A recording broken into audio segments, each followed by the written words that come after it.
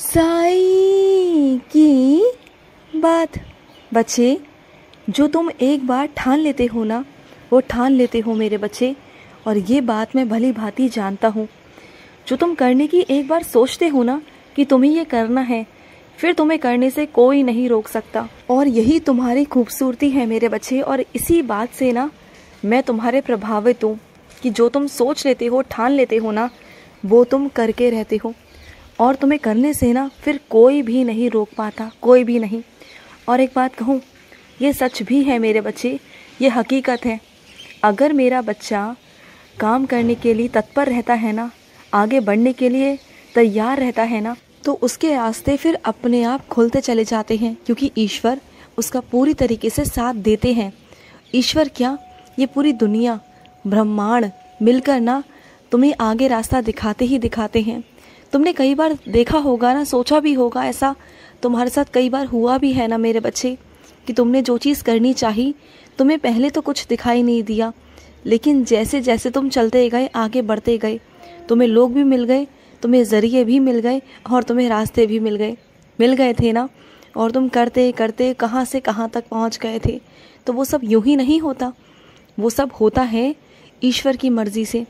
और जो मेरा बच्चा मेहनत करना चाहता है, आगे बढ़ना चाहता है ना, उसे फिर पीछे करने वाला कोई हो ही नहीं सकता। उसे आगे फिर मैं बढ़ाता हूँ, मैं आगे बढ़ाता हूँ मेरे बच्चे। और सुनो, कई लोग हैं जो तुम्हारी बुद्धि को विचलित करने की कोशिश करते हैं, लेकिन वो सारी कोशिशें उनकी नाकाम होती दिखाई दे रही हैं।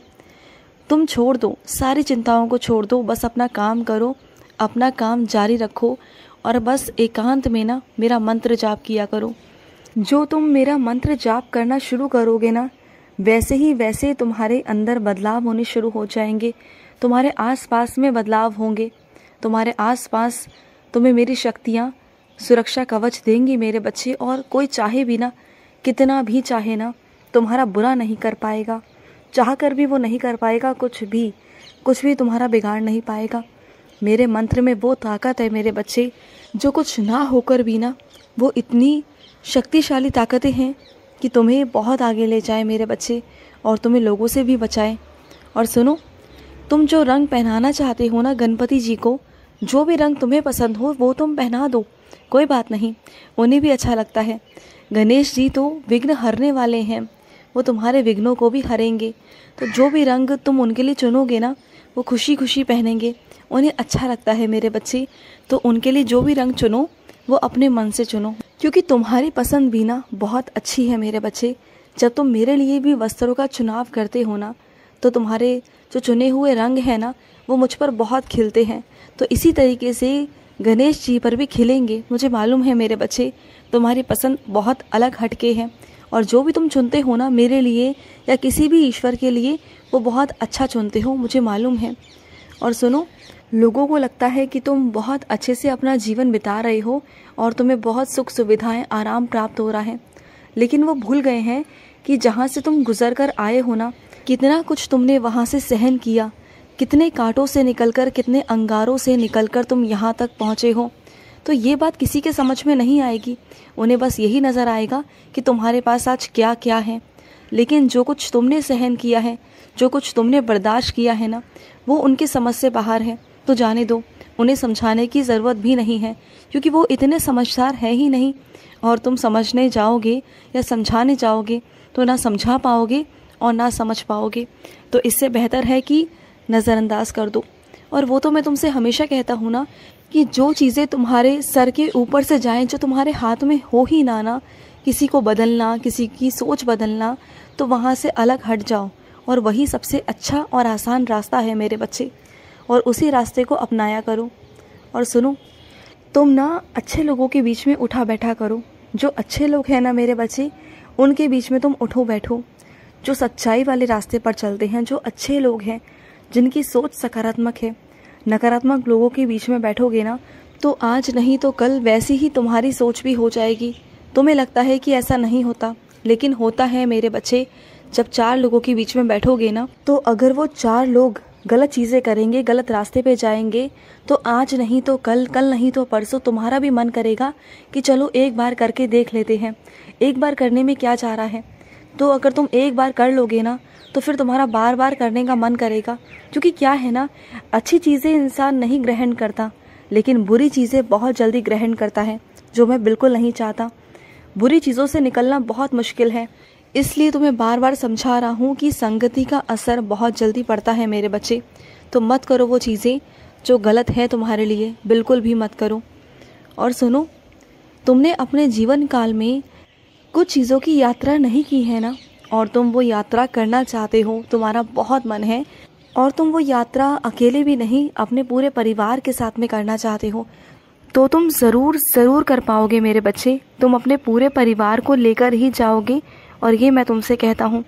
और रही पैसों की दिक्कत, पैसों की परेशानी तो नहीं आएगी, बिल्कुल नहीं आएगी, क्योंकि मैंने कहीं से पैसे जोड़ रखे हैं तुम्हारे लिए, जुटा रखे हैं, सारा इंतज़ाम कर रखा है।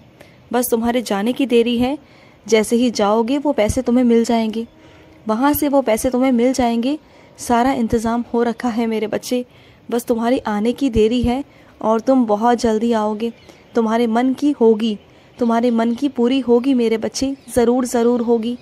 और सुनो, रात को सोने से पहले ना अपने हाथ पाँव मुँह अच्छे से धोया करो।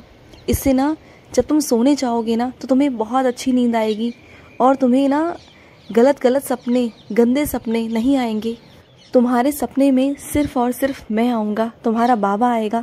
चाहते हो ना कि मैं आऊँ, तो सबसे पहले अपने मुंह हाथ धो, अच्छे से बैठो, और सोने से पहले चाहे 5 मिनट ही सही मेरे बच्चे, मेरा ना तुम नाम जाप किया करो, मेरी माला फेर लिया करो, या फिर मेरा नाम जाप वैसे ही मन ही मन कर लिया करो, या फिर मेरा कोई भी मंत्र पढ़ लिया करो मन ही मन।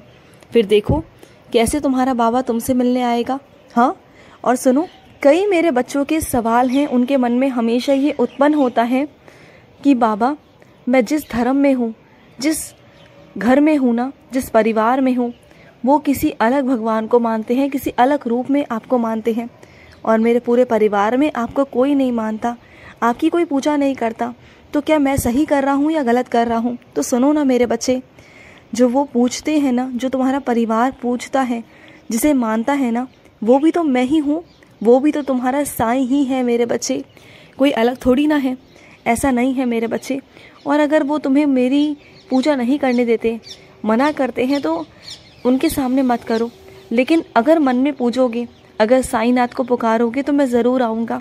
और रही बात कि तुम्हारा परिवार जिस ईश्वर को मानता है, जिस ईश्वर की पूजा करता है ना, तो तुम वहाँ पर भी शामिल रहा करो, पूरी तरीके से अपना 100% देने की कोशिश किया करो, क्योंकि वहाँ पर भी मैं ही हूँ।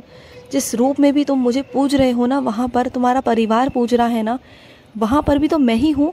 मैं वहाँ से अलग थोड़ी ना हूँ मेरे बच्चे, मैं वहाँ पर भी हूँ, तुम्हारे मन में भी हूँ, मैं साईं में भी हूँ, मैं हनुमान में भी हूँ, मैं कृष्ण में भी हूँ, मैं महादेव में भी हूँ, मैं माँ में भी हूँ, मैं माँ भगवती में भी हूँ, मैं माँ सरस्वती में भी हूँ।